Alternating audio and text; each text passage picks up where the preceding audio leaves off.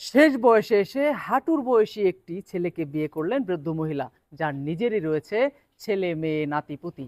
কেন উনি এটি করলেন, আজ আমরা এই বিষয়ে ওনার কাছে জানবো।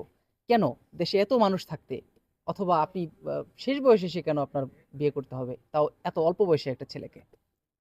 পাড়াপাতি নাতি হয়, পান সুপারি এনে দিত, আইতো যাইতো, আমিও তারে ঘুম পাড়াইতাম। এই হিসাবে করলাম, হেরো যখন কেউ নাই, আমারও যখন কেউ নাই, আমারে দেখবো কে?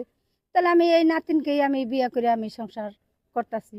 আপনার কি অনেক জায়গা জমি আছে? হ্যাঁ, অনেক জায়গা জমিন আছে, আমার কে খাইবো? সবাই তো আমার ছেড়ে চলে গেছে। তাহলে যাক, পাড়াপতি নাতি যখন, তারে নিয়ে আমি সংসার করি, তারে নিয়ে আমি ঘর করি। আপনার জায়গা জমিগুলা উনিই পাক। হ্যাঁ, টাকা সম্পত্তি সব ওই বাপ।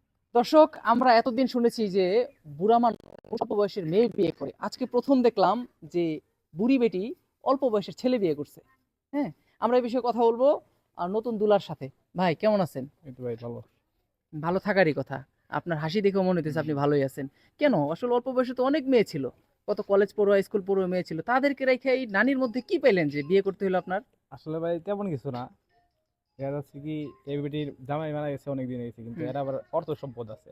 অর্থ সম্পদ আছে হ্যাঁ, অনেক। অনেক অর্থ সম্পদ আছে। যাই হোক, এই বেটি তো আর মনে করেন যে পোলাপান সব বিয়ে দিয়ে লাইছে। হুম, এই বাস পর কয়দিন, হুম। এর তো মনে করেন এক পা কব্বরের মধ্যে গেছে এক পা অলরেডি কবরে চলে গেছে, গেছে দেখতে বাকি এক পা পাচ্ছি। আপনি ধরে রাখছেন। সম্পত্তির লোকে তাহলে বিয়ে করছো? এখন আরে মারা গেলে বুইড়া পরে আবার বেটি একটা এক ভালো পাইলে দিয়ে করে সেটা আনলাম, কব্বরে এই লেগে জুয়ান আর কি। ফেরার কাছে এরকম বিয়া কিছু। বইছে। বুইড়া বেটির একটু শরম বাহ, নাই। ইনার অনেক সুন্দর একটা যুক্তি আমরা পাইলাম যে এক পা কবরে চলে গেছে আর এক পা কখন যিনি যায় যায়, পরে উনি ভালো দেখে আরেকটা বিয়ে করে নেবে। খুব সুন্দর কথা। আমরা এই বিষয়ে নিয়ে কথা বলবো। এই অত্র এলাকার একজন মাতবর, ইনিও মুরব্বী মানুষ। চাচা, আপনার লাইফে কি এই ধরনের ঘটনা কখনো দেখছেন? না, দেখি নাই। তবে একটা কথা কি, তারা এই সমাজটারই তো ধ্বংস করে দিতেছে, বুঝছেন? সমাজ ধ্বংস করে এখন ফেলছে। ধ্বংস করে হুম। দিতেছে না, বুঝেন?